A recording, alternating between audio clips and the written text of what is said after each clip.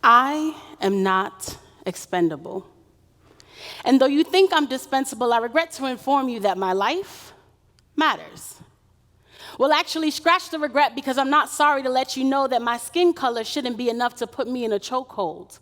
Till my COD is asphyxiation, I'm really debating on whether you see me, or the blackness of my skin as cause for extermination, as if I can infect you with my melanin. My only sin was being born this way. My race should not be justification for being killed. Neither should it be the reason for my body to be target practice and filled with 50 or 41 or 10 bullet holes. There are souls attached to your holster, Mr. Officer.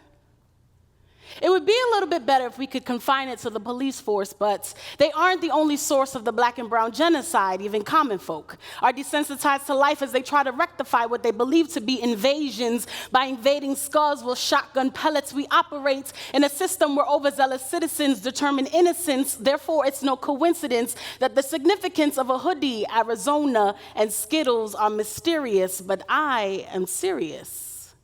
I am not expendable. Trayvon Martin, Oscar Grant, Michael Brown, Jordan Davis, Renisha McBride, Ahmaud Arbery, George Floyd, Breonna Taylor, Kendra James are all human beings. They're not just a list of names who all lost their lives for nonsensical reasons. I thought we already fought for our freedom to live. Justice doesn't come to our neck of the woods because a reduction in population is for the common good, right? Wrong. I would no longer go along with the fear of being the next one, to be on the barrel side of the next gun, or crying for the next son whose mother can only hold on to memories. We are not your enemy. And so until I find the remedy for survival, I'll just refer you to the title of this poem. I wrote that poem in 2014, just days after the death of Michael Brown. I laid in bed sobbing upon hearing the news that he was killed.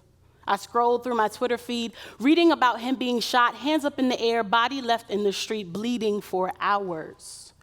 It wasn't my first time hearing news like this. I was around for Trayvon Martin, for Sean Bell, for Kamani Gray, but something this time was different. I realized black people were feverishly trying to keep Michael Brown human, in essence, to keep him alive. They were tweeting to save him from attacks on his character, from theories of why he was in the wrong, or from news outlets that would post some sort of mugshot or irrelevant Facebook photo. I wrote I am not expendable to join them in that fight, to push back against all the ways that black people were deemed other and advocate for our humanity. And years later, I am still in that fight, adding names to a seemingly never-ending list. State-sponsored violence, or the use of social control institutions like that of policing and incarceration, when disproportionately wielded against people of color, and particularly black people, rob personhood. Scholars like Michelle Alexander let us know that mass incarceration simply follows and reinforces narratives about black criminality, just like systems before it, like slavery, Reconstruction, and Jim Crow. When we look to those who are incarcerated, we often do not see who they mean to their families and the communities that they come from. Artivism, or art-based activism, seeks to bring back that personhood. According to the Prison Policy Initiative, there are over 2.1 million people incarcerated in the United States, and black people comprise the majority of those behind bars. Scholars from Harvard University found that black people are 3 times more likely than their white counterparts to be killed by the police. Women, LGBTQ, and gender nonconforming folks experience higher rates of gendered violence and incarceration, demonstrated by the work of the African American Policy Forum.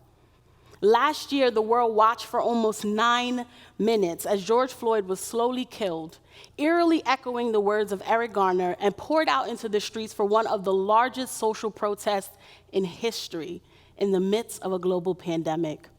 And now many ask, what do we do? Well, one answer to that question is art-based activism, or artivism. Art-based activism seeks to use the power of art to address social issues, to challenge systems of oppression, and to engage in struggles to change the world in which we live. Behind the Walls, Between the Lines is one such example. I founded Behind the Walls, Between the Lines as a way to bring together my personal, professional, and academic passions. Behind the Walls, Between the Lines is a movement to deepen the awareness about the racial inequity in the legacy of America, particularly within carceral control, and inspire activism aimed at its dismantlement. We use spoken word and other artistic mediums like that of visual arts, poetry, dance, and music as a ways to tell stories, to reclaim narratives, and catalyze change. Against the backdrop of Michael Brown's death, we debuted our first showcase in February 2015 in Philadelphia, Pennsylvania, featuring 8 spoken word artists, poets, singers, songwriters, and visual artists. We had over 125 attendees and several community-based and grassroots organizations. 7 years later, we have done 5 more showcases, dozens of various workshops, community discussions, documentary screenings, and virtual series. We've expanded our artist collective and partnered with other organizations like Bailey's Cafe in Brooklyn, New York, the Prison Education Project in Uganda, Africa, the Groundswell Mural Arts Project in Philadelphia, Pennsylvania, and the Center for Arts at the Center for Justice in Columbia University in New York, New York, who all demonstrate the power of arts to affect social change. And what we've seen is that people who would have never gathered in the same room, let alone share their views on divisive topics, are brought to tears, or they engage in rich and thought-provoking discussions that continue outside of the room that they were initially gathered in. We see people who knew nothing about mass incarceration roll up their sleeves and ask, "How can I help?" Artivism doesn't require any fancy degrees or any extensive knowledge. It simply requires a commitment to acknowledge the humanity of the other. As we continue to see images of Black death around us and protests to demand justice for Black lives both within the United States and worldwide, we must acknowledge state-sponsored violence and anti-Black racism. Those who are impacted by racial injustice must know that your story matters, that it deserves to be heard, to be shared, to be reclaimed, and to exist. Allies to the Black community must validate those experiences and connect with those who are on the ground fighting for change. Artivism is a powerful way to build solidarity across racial, ethnic, class, gender, political affiliation, and geographic lines. Further, artivism connects individuals with practical and tangible tools to support movements. So those of you who are like, what do I do? Begin to learn. Think back to my opening poem. How many names did you recognize? For those that you didn't, begin to learn about who they were, and not just from the story on the news. Dig deeper. Learn about who they were to the people that loved them. Begin to plug in. Find community-based and grassroots organizations, learn about their work, and support them. Begin to listen.